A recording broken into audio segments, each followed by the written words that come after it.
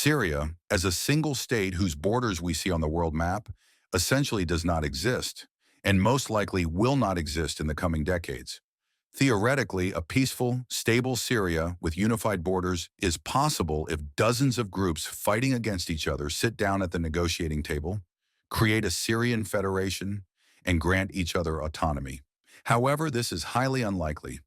The reasons lie not only in the immense internal conflicts within Syria, but also in the interests of third countries involved in this conflict. Syria is a multi-ethnic and multi-confessional country where the majority of the population are Arabs, divided into Sunnis and Shiites, who oppress each other. Additionally, Syria has Alawites, a branch of Shia Islam. Sunnis consider them sectarians, and even among Shiites, relations with Alawites are complicated. Beyond these groups, 10 to 15% of Syria's population are Kurds, who have serious contradictions with Arabs. Besides Sunnis, Shiites, Kurds, and Alawites, there are also Druze, Assyrians, Armenians, and Turkmens. These diverse groups were confined within Syria's borders, drawn by colonial powers, Britain and France, after the fall of the Ottoman Empire. Following the First World War, the Ottoman territories were divided, and today's Syria and Lebanon came under French control under the Sykes-Picot Agreement. Syria was ruled by France until 1946, when it gained independence. However, the young state inherited borders that ignored the ethnic and religious diversity of its population. This lack of consideration led to conflicts. Syria's territory has become an arena of global rivalry among world powers, each with its own significant interests. These conflicts could ultimately impact global geopolitics. For instance, Syrian ports allow Russia to supply its forces in Africa and conduct operations there. Additionally, Syria provides access to resources. More importantly, the Assad regime, loyal to Russia, blocked the oil and gas pipeline project between Turkey, Qatar, and Saudi Arabia, which could have economically damaged Russia's gas monopoly in Europe. Iran's interests in Syria are both ideological and economic. Iran uses Syria as a front against the Western world, maintaining a land corridor to Lebanon to supply weapons to Hezbollah and other allied groups. This access also supports its defense systems. Iran's loyalty to Assad stems partly from the fact that he belongs to the Alawite sect, a Shia branch. For Iran, Syria has also been a strategic ally, providing opportunities for oil and gas development. However, Iran faced setbacks in Syria in recent years, as it lost key footholds and influence in the region. Turkey has significant interests in Syria due to historical and geopolitical reasons. About 100 years ago, Syria was part of the Ottoman Empire, and Turkey has not forgotten this. In areas near the Turkish border, there is a large Kurdish population. Turkey views them as a threat to its national security.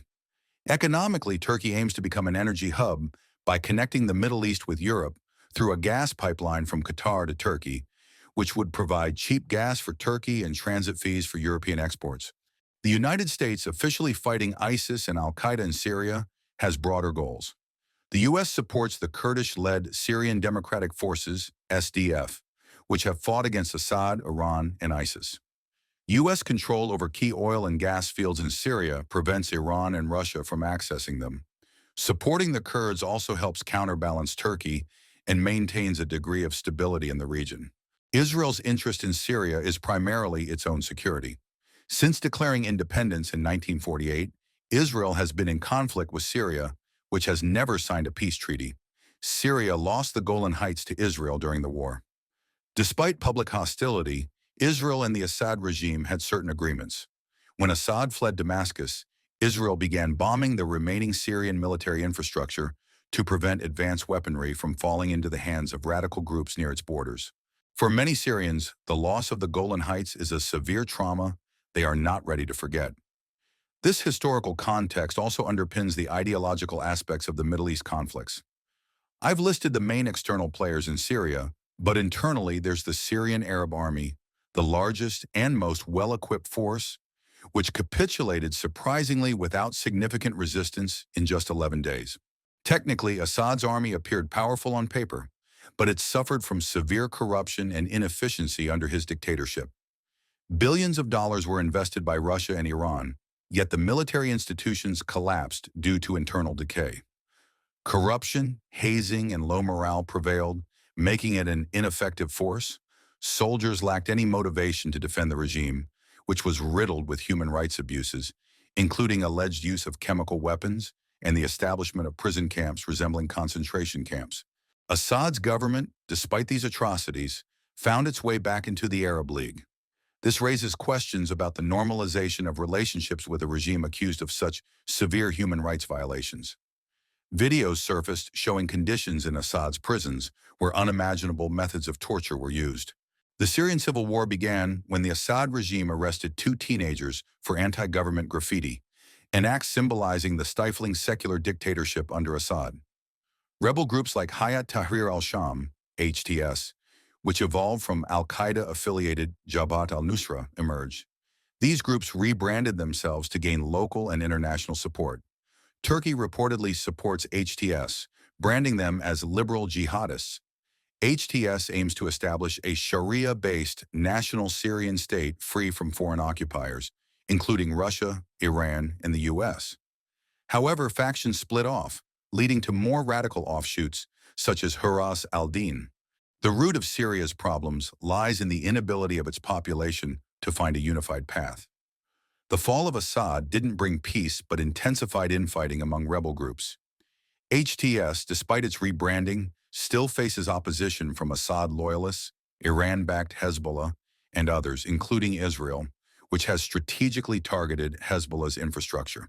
Meanwhile, the Kurds, the second largest ethnic group in Syria, established an autonomous region, Rojava, rich in oil and agricultural resources. They operate with a democratic constitution and principles of equality. Kurdish forces, including women's battalions, have played a significant role in fighting ISIS. However, they face opposition from Turkey, which views Kurdish groups as linked to the PKK, an organization Turkey considers terrorist.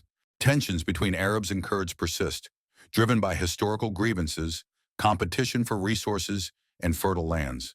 The U.S.-backed Kurdish forces remain at odds with the Syrian National Army, SNA, a Turkish-backed proxy.